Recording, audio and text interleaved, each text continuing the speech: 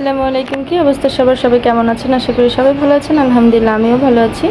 তো আজকে আমি জাম ভর্তা বানাবো, তাই ভাবলাম আপনাদের সাথে শেয়ার করি প্রচণ্ড গরমে। তো এখানে আমি নিয়েছি ধনেপাতা কুচি আর কাঁচামরিচ কুচি। ফার্স্টে আমি ধনেপাতা আর কাঁচামরিচটা মিক্স করে নিচ্ছি। এখানে আমি ধনেপাতা আর কাঁচামরিচটা নিয়ে নিয়েছি। তারপরে এখানে আমি স্বাদ মতো লবণ দিয়ে দিচ্ছি।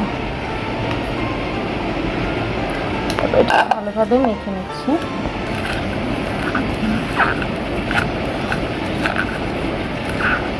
তারপরে এই তো আমার মাখা শেষ।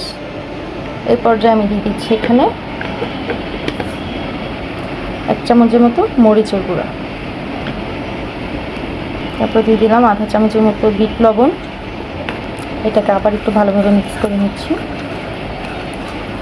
হালকা মরিচের গুঁড়া দিলাম, একটু ঝাল লাগবে এর জন্য। তারপর এখানে যে আমি জামগুলো ধুয়ে রেখেছি সেই জামগুলো এটার মধ্যে দিয়ে দিচ্ছি। এটাকে ভালোভাবে মেখে নিচ্ছি। আপনারা চাইলে ঝাঁকি দিয়েও মাখতে পারেন, বাট এটাকে চটকে একটু মেখে রস বের করে নিচ্ছি। তারপরে এই তো আমার মাখা শেষ, জাম ভর্তাটা রেডি। আপনারা চাইলে ঝাঁকি দিয়ে যে ভর্তাটা বানায় সেভাবেও বানাতে পারেন, বাট আমি হাতে মেখে এভাবে খেতেই পছন্দ করি।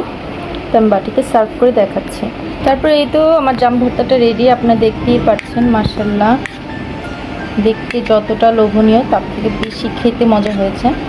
আপনারা যদি হালকা কাঁচামরিচ তারপরে রান্নার যে মরিচের গুঁড়াটা ওইটা দিয়ে ভর্তাটা বানান, তাহলে খেয়ে দেখবেন এরকমভাবে ভর্তাটা। আর শুকনো মরিচ দিয়ে খেলে আরও বেশি ভালো লাগে।